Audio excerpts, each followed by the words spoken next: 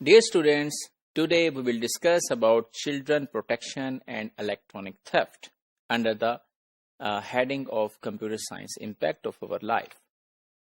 So we have discussed little bit about children protection or kids protection online. So there are many problems that a kid can have when going online. So in today's module, we will be going into very much details that what kind of problems can occur and to what extent we need to guide the kids while using online platforms.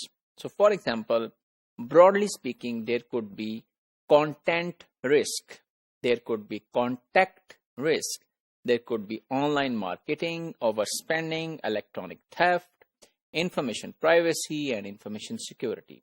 And in all of these types of risks, there are many different sub areas. So let's try to explore each of these one by one. So if we talk about content risk, this means that there could be an illegal content which is available to the kids. So if your kid see that illegal content available anywhere, so this means that your kid might be impressed of those content, or of course it would be harmful for that person or that kid, and there could be some harmful content as well available online that can harm the personality of your children. And there could be some harmful advice. So for example, if your kid is trying to learn something new online and some person is explaining something which is actually the harmful advice for the kid, so this means that your kid is carrying that advice in rest of his or her life. Then there could be some contact risk. So whatever is in your contact, so for example on social media, kids might form their profile and they can have multiple contacts which are available. So what they can do with the kid, they can harass that kid. So online harassment is one of the challenge nowadays, especially for the kids. So they can influence that kid to make him or her unpleasant for certain things. And then the related concept to the harassment is cyberbullying, that they can influence that kid to do something very wrong.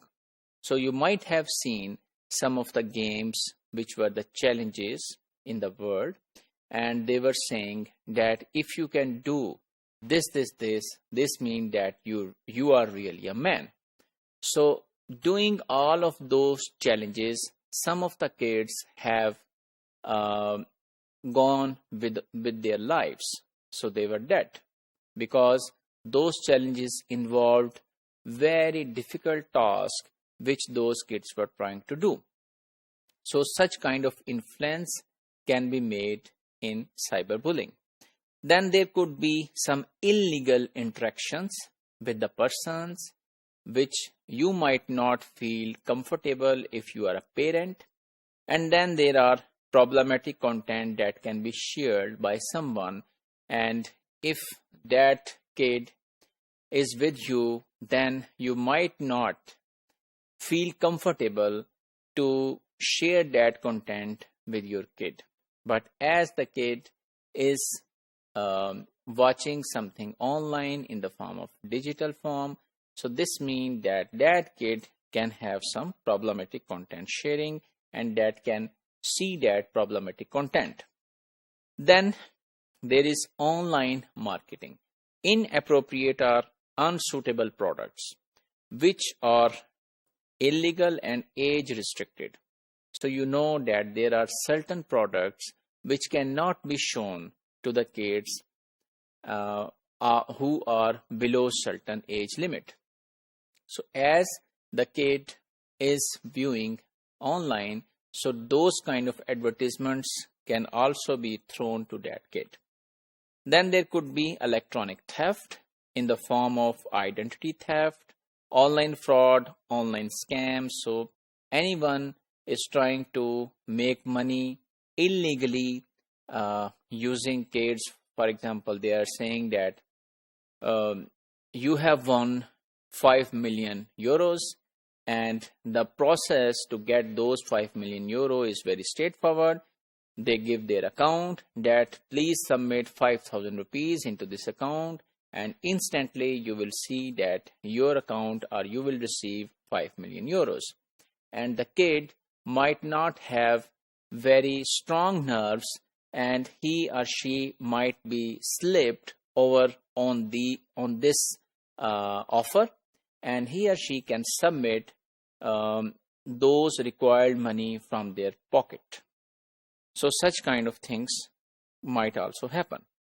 Then there is a information privacy, that personal data can be collected from the children, and we have discussed that there are certain acts which protect children from getting unnecessary or illegal information from the children.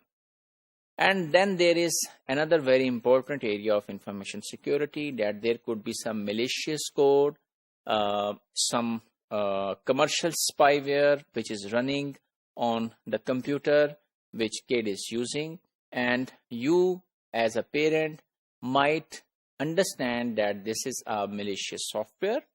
However, your kid might not notice that there is something wrong happening on the computer.